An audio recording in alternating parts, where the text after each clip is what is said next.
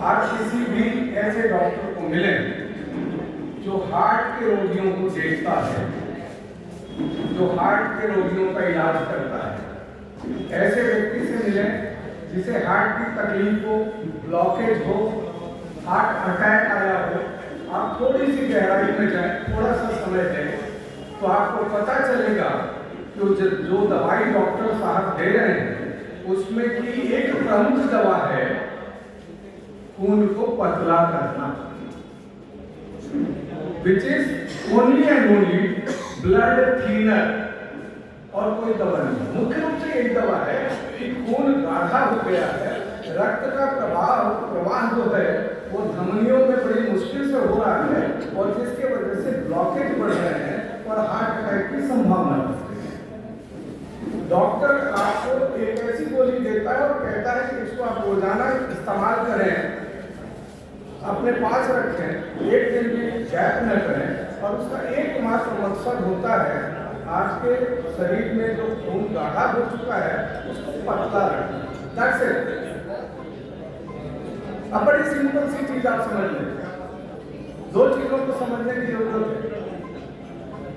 हम जो ब्लड देते हैं वो हमारे नॉर्मल आहार से 48 घंटों के भीतर आपका शरीर खुद से खुद उतना खून तैयार करके अपनी बॉडी को सप्लाई कर देता है, और आपके शरीर का जो गाढ़ा खून था वो निकल गया बाहर, और नया जो खून आया उसे गाढ़ा होने में फिर कम से कम 3 महीने का वक्त लगेगा।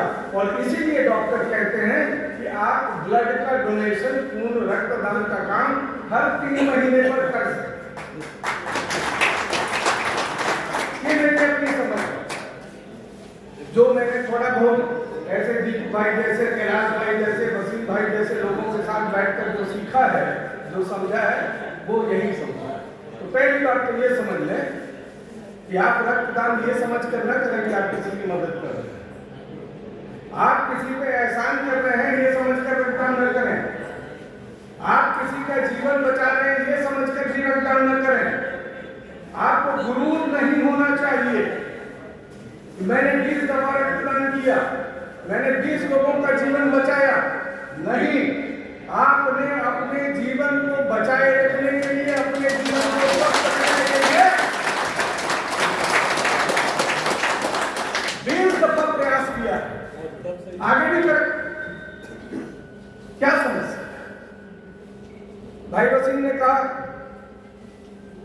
कि उनकी पत्नी, उनके बच्चे कहते हैं ये काम कम करते हैं, कोई सफाई देने की जरूरत नहीं है। आप वसीम भाई ये कहिएगा आइंदा से कि मैं ये चाहता हूं कि मैं लंबे समय तक आप लोगों के साथ स्वस्थ रह सकूं, इसलिए ये काम करें।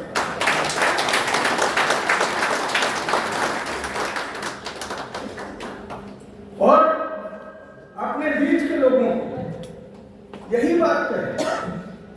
आप नहीं चाहते हैं कि आपको हार्ट अटैक हो, आप नहीं चाहते हैं कि आपके बच्चे किसी ऐसी परेशानी में पड़े जो आपके नहीं रहने से उनको झेलना पड़े, तो आप अपने बच्चों के लिए, अपनी पत्नी के लिए, अपने माँ बाप के लिए, अपने भाई बहन के लिए हर तीसरे महीने जाइए और रक्तदान कीजिए।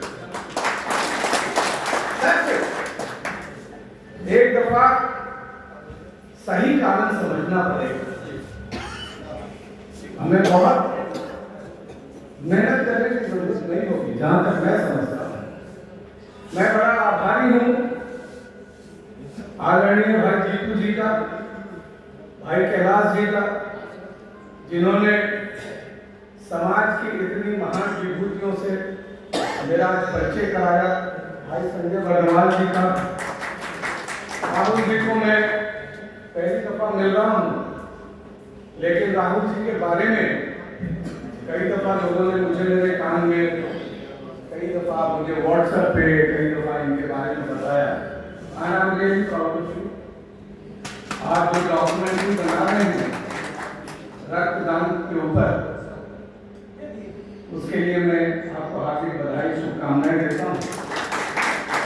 और यहाँ उपस्थित सारे लोगों को साक्षी रखते हुए आदरणीय जीतू जी को, भाई कैलाश जी को, आदरणीय मंच संचालक जी को, सभी को एक वचन देता हूं कि इस तरह के किसी भी काम,